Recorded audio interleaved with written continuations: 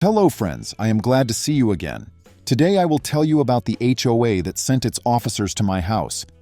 I didn't realize the clipboard man was recording my front porch until he told the young woman with the body cam to mark the timestamp for refusal. It was a Tuesday, quiet late afternoon light sliding down the lake like a veil.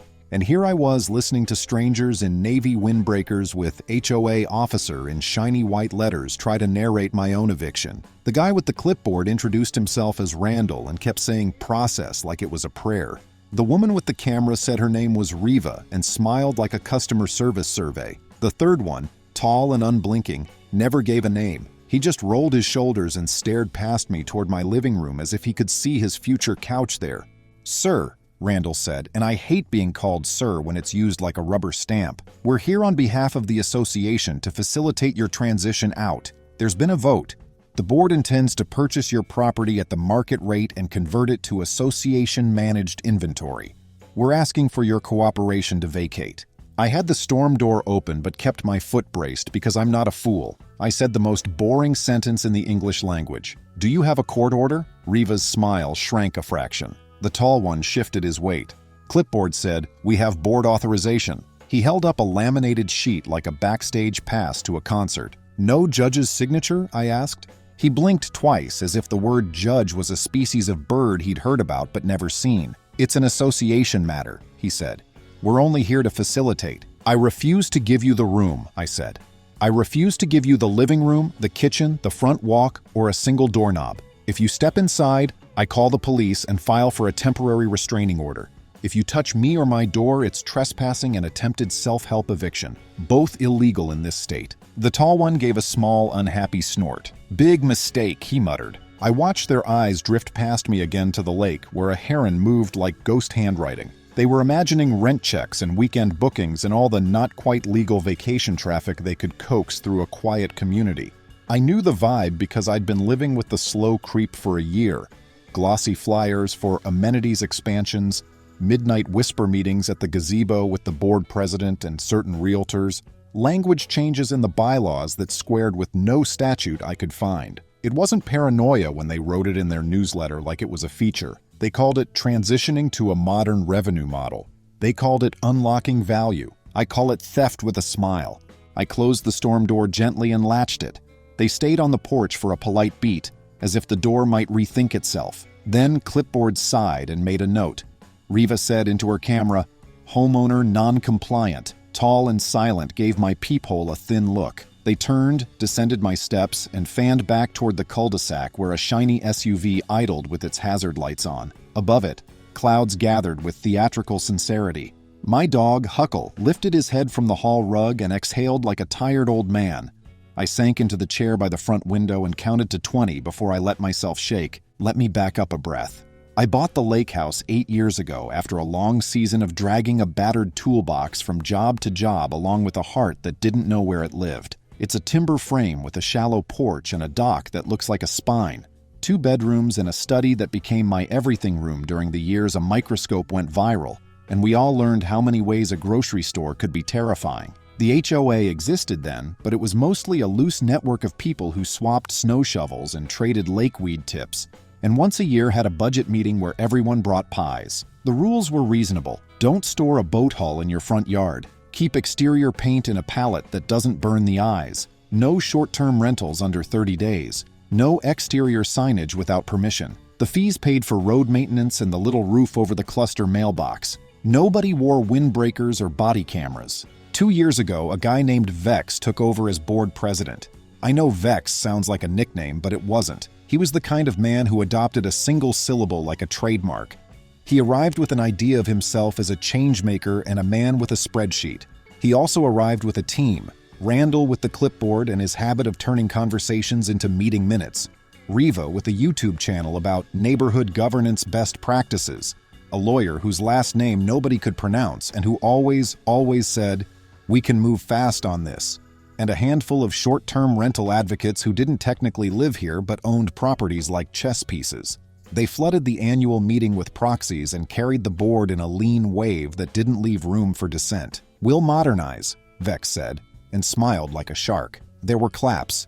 There were people who didn't exactly clap but put their hands together softly like they were trying to calm a skittish horse. Fast forward to 6 months ago when I found a flyer shoved into my mailbox, illegally by the way, announcing the association's new program, Portfolio Stabilization Initiative. The substance: the HOA would offer to acquire select properties and convert them to association-owned rentals to ensure fee solvency. The target list was not attached, but I knew before the whisper got to me at the Tuesday coffee run that my house was on it. Waterfront yields, someone had scrawled in the margin, in pencil pressed so hard the paper dented. I called the HOA office and got Randall. "It's voluntary," he said. "We're just opening conversations." I asked him how many people had volunteered. He said, "We've had productive dialogues." I asked him if the board had adopted an amendment allowing the HOA to own rental properties. He said, "We're piloting policy." I said I didn't understand, and then I did. And then I wrote an email documenting that I refused to sell, I refused to rent, and any attempt to force entry would be illegal. I printed it and sent it certified mail because I listen when legal aid clinics talk about paper trails. 3 months ago, they held a special meeting at 6:30 on a Thursday with a 6:25 agenda posting, which is cute if you don't know that our community's notice rules require a minimum of 48 hours and open comment. They claim to have adopted an amendment to permit association acquisitions. The amendment contradicted state law about nonprofit HOA purposes and resembled a wish list someone found in a real estate subreddit. In that same meeting, I obtained the audio because Riva tried to post a highlight reel and forgot to edit out the part where Vex said the quiet thing loudly.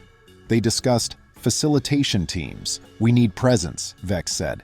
"People respond to presence." Someone suggested uniforms for HOA officers, because officer sounds official and sometimes a costume gets you past a locked door. Laughter followed, and clinking.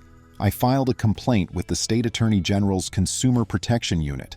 I also filed one with our county's code enforcement about any unlicensed security activity and misrepresentation. It was paperwork, and paperwork is the lifeline of people who can't afford a full-time bulldog attorney. Then came Tuesday, when Randall and his duo showed up to facilitate. The first call after I latched the door was to the police department's non-emergency line. I have it saved because you never know when you'll need to calmly ask for an officer who respects civil statutes. "There are individuals at my residence claiming to be HOA officers attempting to force a move-out with no court order," I said. "I'm a homeowner in good standing on my dues. I'm recording. They appear to be wearing uniforms designed to imply authority." To their credit, the dispatcher didn't yawn. "Which street?" she asked. "And what are they doing right now?" "Leaving," I said, watching the SUV slide away, Riva checking her mirror like a Class A student. "But they've been here twice this week. It's escalating." An officer came, took a report, told me I had every right to demand a court order and that self-help evictions were prohibited. He used that phrase, which made me feel marginally better about the universe. He suggested I put up a no trespassing sign. I already had one, tucked low and tasteful as required by the HOA rules themselves, which was a delicious irony. He also suggested I keep a log. I named the log Vex Ledger, because sometimes you need a private joke to keep from grinding your teeth. The next morning, I found a notice taped to my mailbox, again, a postal law violation, with a notice of inspection for insurance purposes. Randall's signature at the bottom looked like it had been practiced in the mirror. The HOA's insurance carrier, when I called, knew nothing about it. The woman on the line said, "Sir, we would never authorize a surprise interior inspection. It's not how homeowner policies work." I emailed the board, copying their counsel, and pointed out the false notice, the postal violation, and the insurance misrepresentation. I also CC'd the AG complaint address. An hour later, I got a terse reply from Board Secretary Riva telling me I was misinformed, and that progress often looks messy to people who fear change. "You taped a lie to my federal mailbox," I wrote back, and called it progress. I printed that one too.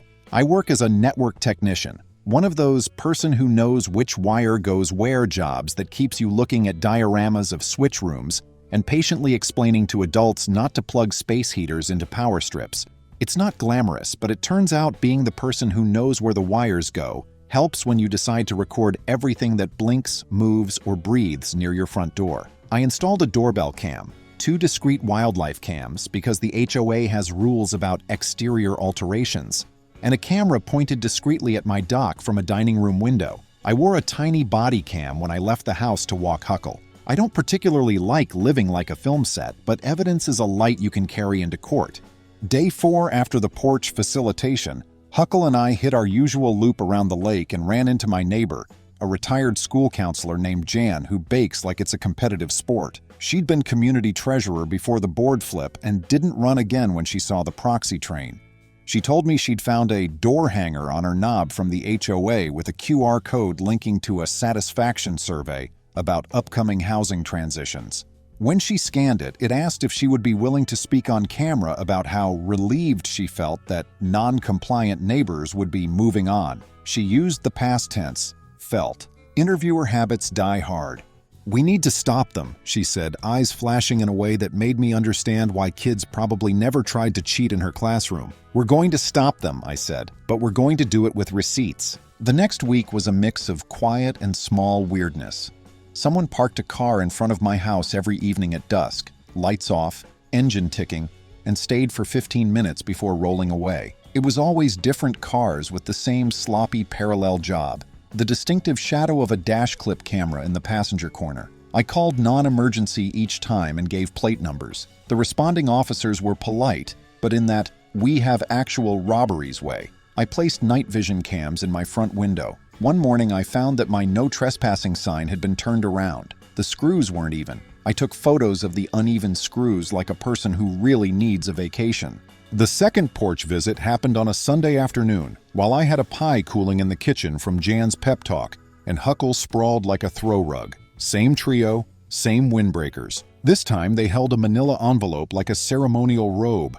"We're providing a notice of association nuisance designation," Randall declared, reading as if he were hosting a radio show for dictators. "Under amended Rule 7.4 regarding intransigence and institutional non-cooperation, the board has voted to declare your property a nuisance due to refusal to participate in mandated transition. The association will begin assessing daily administrative fees until you vacate." Under our state's HOA Act, I said, any rule change that imposes new fees must be adopted in compliance with notice and comment. Your amendment is invalid. Also, calling non-cooperation a nuisance is nonsense. The tall one looked at my doorframe like he was trying to remember how hard it is to break cedar. Riva didn't smile. Her camera watched my face like a patient hawk. "You're being recorded," I said, pointing to my own door cam. "Smile for court." That's when Tall and Silent stepped 1 foot over the threshold as if testing a pool with his toe. My hands did not shake. "If you step across," I said very calmly, "I will stand my ground. This is my home. You do not have a lawful order. I will call the police again. This is criminal trespass." Randall hissed, actually hissed, the sound of a tea kettle discovering fire. "We're the association," he seethed. "We set the rules. Courts set the law," I replied. "Judges sign orders. The association collects fees for roads and mows the roundabout. You don't kick people out of homes because your spreadsheet says it would be neat." Tall lifted his foot back, but not before leaving a dusty shoe print on the threshold. I took a crisp photo of it, because petty evidence is still evidence. They left the manila envelope taped to my storm door glass. Inside, printed on letterhead with a pinecone logo, was the nuisance designation, a daily fee schedule of $50, and a threat to suspend my access to amenities. We do not have amenities beyond the mailbox roof and the lake we all pay taxes to the county for, so I assumed they meant the mailbox roof. I called an attorney. I didn't hire one. I can't afford to carry someone through a 6-month skirmish, but I paid for a consultation with a man whose office smells like leather and dust and victory. He said, "They cannot do what they are trying to do under our state law, period. They're attempting to create a private taking. They also appear to be misrepresenting their authority. Document everything. When they levy a fine, dispute it in writing immediately. If they file a lien, call me." He also told me to consider a demand letter about the body camera harassment. "HOAs are not police," he said. "They cannot issue citations without a process. And they certainly cannot film people as if building criminal cases." I left his office with a copy of the state HOA statute tabbed like a freshman textbook and with a little fuel in my bones. Then the real turning point happened. Not because I'm a genius, but because some people cannot help revealing their plan to the wrong audience. Our community has a social media group where people usually ask about lost cats and post sunset pictures. It had become moderately cursed since Vex's reign, because Riva kept posting educational videos about compliance culture. On a Thursday evening, she posted a behind-the-scenes clip of the officers on duty, a piece so self-satisfied and badly edited that it should have come with a laugh track. In the clip, she refers to our homes as units, says the quiet part about capturing waterfront parcels in Phase 1, and includes a shot of a whiteboard in what looks like the HOA office with the phrase, "Push out stubborn ones early to set tone." Names are blurred, poorly. You could still read two, mine and Jan's. The comments section went volcanic. Someone took screenshots before Riva panicked and deleted it. 10 minutes later, an apology video appeared where she talked about context and narrative framing and how she misspoke. But the internet never forgets, and neither does a neighborhood with a bakery-level appetite for justice. Jan, whose idea of resting is, "Why don't we file 3 things?" called me that night. "We're going to do 2 things at once," she said. Legal and daylight. She had a friend from her school days who worked at a local paper that actually still printed on paper, and a nephew who understood the state's open meetings laws like they were baseball stats. We assembled a little task force of regular people who could read and file and breathe steadily. Me, Jan, a guy named Conrad who rebuilt boat engines in his garage and had the patience of saints, a nurse practitioner named Elsie who knew every homeowner by their nicknames, and a recent grad named Myra who loved spreadsheets for good, not evil. We met at my dining table over brownies and brewed coffee. Huckle stationed himself under Myra's feet. We created a shared drive labeled Receipt Museum. We saved the whiteboard screenshot, annotated for clarity. We saved the weird parking patterns with plates. We saved the inspection notice and the fake nuisance letter. We saved a copy of the bylaws from 3 years ago and the current amended version, side by side. We highlighted every place the board attempted to give itself powers not supported by statute. We marked the parts where the board had failed notice requirements. We wrote a timeline like we were writing a novel about clumsy villains. And because I am what I am, a person who knows wires, I checked my cameras, zoomed, stabilized, enhanced, not like on TV where they make a reflection on a spoon show a villain's eye color, but like a normal nerd does. And I discovered something extraordinary in the porch footage. When Tall and Silent put his foot over my threshold, he caught the edge of my door seal and lifted it slightly. And under there, a little rectangular diode blinked. At first I thought it was just the reflection of my porch light on something metallic. Then I watched another angle and saw Riva adjust her ponytail just so, blocking my door cam for 1 second, while Tall did the threshold lean, blink. They had tried to plant a contact sensor on my door to monitor when I left. I sat very still and breathed so I wouldn't break. "Evidence of attempted illegal surveillance," I wrote in the Vex ledger. Then I walked outside with my phone filming, lifted the seal, and carefully extracted a tiny wireless sensor with a stuck-on code.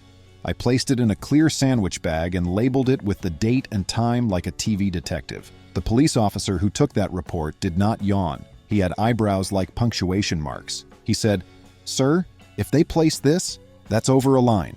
I nodded like a man who had been staring at a line for months and finally found it drawn in Sharpie. The next day, the paper ran a front-page story online. Lake Community HOA accused of coercion. Push out stubborn one's whiteboard goes viral. They quoted a homeowner who asked not to be named for fear of retaliation. Jan, who actually is not scared of anything but knows headlines. They included stills from Riva's videos and references to the alleged illegal surveillance device. Police report pending. By noon, our little community social feed looked like a courtroom exploded. People who had been sleepily paying dues woke up like someone had thrown cold water. The board posted a statement claiming the whiteboard brainstorm had been taken out of context. They said nothing about the device. They promised a town hall on Monday. In the meantime, I did what I do when my spine is buzzing with fury. I went to work as if it could save a life, and at night, I went fishing. Huckle sat at the end of the dock and blinked. The lake does what the lake does. It receives and it reflects. I caught a smallmouth and threw it back. I wrote down exactly how it felt to be told my home was an inventory unit. The words helped. Monday's town hall was in the community room at the fitness center across the county line because our HOA likes to rent spaces to feel fancy. The board lined up at a long folding table with microphones like they were presenting at a conference. Vex wore a blazer that wanted to be a friend. Randall had 3 binders and 2 highlighters and a small stack of what looked like affidavits. Riva had a camera on a tripod aimed at the audience. The tall man stood in the back wearing the windbreaker with HOA officer, like a child playing soldier. About 100 neighbors showed up, more than I'd ever seen outside the 4th of July picnic. People buzzed like bees who had recently discovered a beekeeper had been selling their honey without permission. I sat in the front row next to Jan and Myra and Conrad and Elsie like a jury we appointed ourselves to. I placed the Ziploc with the wireless sensor flat on my lap like a talisman. Vex opened with a statement about financial realities and difficult decisions, and then made a curious pivot into the tone of discourse. He said, "We have been unfairly maligned." He said, "We are volunteers." He said, "We have always operated within the bounds of the law." A murmuring noise moved through the room that sounded like a wave. Jan raised her hand and didn't wait to be called. "Is it within the bounds of the law," she said, "to declare a neighbor a nuisance for declining to sell their home?" Vex said something about a tool to motivate negotiation, which is not a legal phrase. An older man at the back stood up and said softly, "My wife and I picked out our burial plots in this town.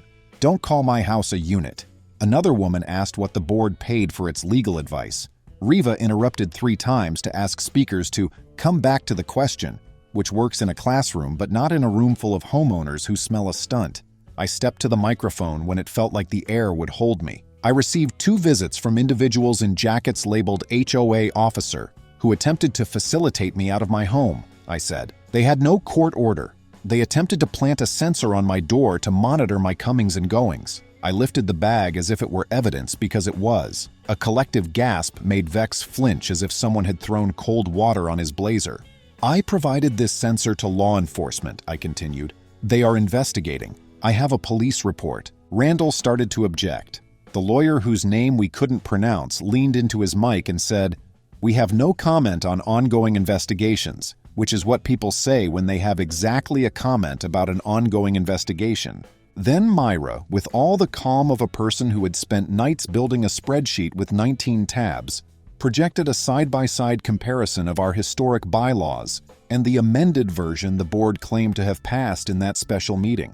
She pointed out clauses that violated the state HOA Act, the nonprofit corporate statute, and basic logic. She highlighted notice periods, quorum requirements, and vote tallies. "You cannot amend the bylaws to give yourselves the power to evict people without due process," she said, and somehow made due process sound like a grandmother. The lawyer tried to say something about broad discretion.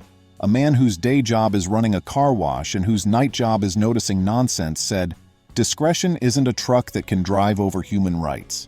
When they tried to move on, Conrad raised a hand the size of a baseball glove and politely asked, "Who authorized the uniforms?" Riva answered with a non-answer about visibility. Someone in the row behind me asked, "Who authorized the body cameras?" Riva said, "We record for training." A woman 3 seats down from me said, "Train your conscience." I had brought copies of the letter they taped to my mailbox and the notice they taped to my door.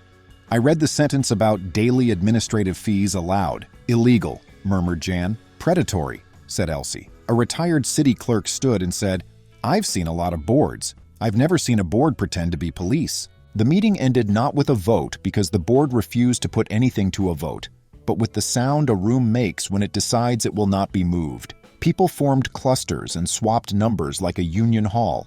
Vex left quickly, the blazer holding its smile for him because nobody else would. Riva tried to capture some post-show content and found that people can smile and say no at the same time. The tall man stared at the wall with the poster about hydration.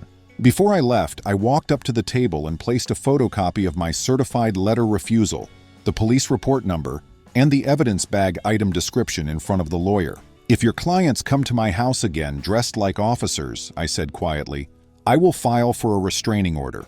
If they attempt to enforce illegal fines, I will sue for declaratory and injunctive relief and attorney's fees under the statute.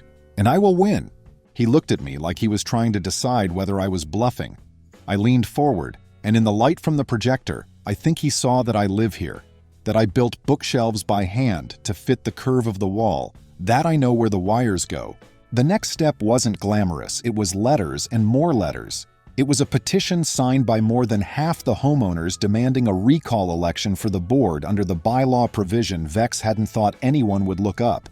It was a formal complaint to the state's Department of Consumer Affairs, alleging deceptive trade practices by the HOA and its officers. It was a request for records under the HOA statute. Yes, we have that, which required them to produce meeting minutes, contracts, email communications among board members about the transition program, and any agreements with outside security vendors. We suspected the tall man wasn't a neighbor at all. It was a letter to the insurance carrier for the HOA requesting confirmation that the board's actions were covered or disclaiming coverage for intentional acts, a pressure point every attorney understands. It was also because justice is sometimes a pie cooling on a windowsill, a neighborhood cookout on my front lawn under strings of cheap lights, with kids running and no cars staking out the curb, and Huckle learning that hot dogs sometimes fall from heaven. When Vex drove by slowly that night, windows up, what he saw was not a nuisance. It was a community that had remembered its spine. On a Wednesday, 2 weeks after the town hall, I received by certified mail an assessment lien notice from the HOA claiming I owed $950 in administrative fees for days of non-cooperation, and that they had recorded a lien against my property. It was signed by Randall. My hands shook for 15 seconds, and then my training kicked in. The notice cited no bylaw authority and included no itemization. It was also illegal under our state law, which requires that any lien be based on valid assessments or fines that have a hearing, an opportunity to cure, and compliance with the statute. I called the attorney. He said, "Now we file." We filed a complaint in county court the next day for a declaratory judgment that the purported amendment authorizing transition was invalid, that the lien was void, and for an injunction preventing further harassment. We included claims for defamation. They sent a newsletter calling me non-compliant and suggesting I wasn't paying dues. I had receipts. And for invasion of privacy, the censor. The attorney agreed to a hybrid fee. I paid for filings and his reduced rate for the first phase. If we had to go to a hearing, we'd talk contingency for a slice of any fee award. He seemed invested in the principle. "This is classic overreach," he said, "and a judge is going to be irritated." We also filed a police report update with the device and a formal complaint with the state licensing board that governs private security activities. The tall man, as it turned out, did have a name, and he wasn't licensed for any of the nonsense he'd been doing. The board's lawyer, in response to our lawsuit, filed a motion to dismiss that read like a fever dream. Associations must adapt. Broad discretion to manage the common good. Homeownership is a privilege requiring cooperation. Our brief included more footnotes than their whole filing had sentences. We attached the whiteboard screenshot and the video. We attached the fake inspection notice, the door letter, the social media posts, the minutes with the 6-minute special meeting, and the statutory language in a font so crisp you could shave with it. We cited the cases that say HOAs can enforce reasonable rules, but cannot invent police powers. We used words like ultra-virus, which means beyond the powers, which is a fancy way of saying, who do you think you are? The morning of the TRO hearing felt like a town that had skipped brunch to watch a neighbor stand up. The judge asked the board's lawyer, "On what authority can a private nonprofit force a homeowner to vacate without a court order?" The lawyer tried broad discretion. The judge asked for statute and bylaw. Silence. My attorney cited the HOA Act. No self-help, due process required. He described the door sensor and police report, and set the whiteboard printout down like a stone. The judge granted the order. No lien enforcement, no new fees, no facilitation contacts, no uniforms or body cams implying public authority. A preliminary injunction hearing in a month. Get your house in order, he told them. In the hallway, neighbors hugged. I felt more tired than triumphant. The board spun the loss as a temporary pause, tried another gazebo meeting. Jan filmed from a public sidewalk while eating a muffin. The local paper ran, "Judge grants restraining order. Residents plan recall." Gratitude began to outnumber doom. Then an anonymous email landed. Threads between Vex and a property manager about profit sharing if the HOA acquired and rented Phase 1 targets like mine. A draft contract with Tall Man's security company for facilitation. And the reply all, Randall, "We need to get me out before the others grow a spine." Vex. Agreed. Make it painful without crossing the line. Riva. We also need good B-roll. We sent it to our lawyer and the Attorney General. The AG investigator said, "This helps." We notified the HOA's Fidelity and D&O carriers, asked the county recorder to flag liens, and turned the mailbox cluster into office hours. No one can take your house because a spreadsheet wants it. Jan brought scones, Elsie poured coffee. A week before the recall, a package arrived. The HOA officer windbreaker, neatly folded. Note, I'm out. On recall day, the lake glittered. The board tried to toss signatures and reuse proxies. Myra's spreadsheets ended the games. 70% said yes. The interim board sat down like people who wanted quiet, not power. They rescinded the illegal amendments, voided nuisance labels, released liens, opened records, apologized, hired a real manager, and ordered an audit. Riva resigned. The social page posted a pinwheel. Our case settled under a court order. The HOA stipulated the program exceeded authority and accepted a permanent injunction. No facilitation teams, no faux police uniforms or body cams, no fines without hearings. They reimbursed my fees and paid me $10,000 for the device and misrepresentation. I bought a tougher roof. The AG fined the HOA and referred Riva. Tall man's outfit got a cease and desist. Vex learned insurance adjusters turned frosty when you hide side deals. Life returned. I labeled the sensor reminders and kept the windbreaker for the dog's naps. Jan bakes. Myra chairs budget. Conrad takes me fishing. Elsie's scones bully bad moods. The Vex ledger holds a grocery list. Don't give them the room became shorthand. Slick pitch, padded bid, brownie theft, same answer. Cleanup arrived in a plain envelope.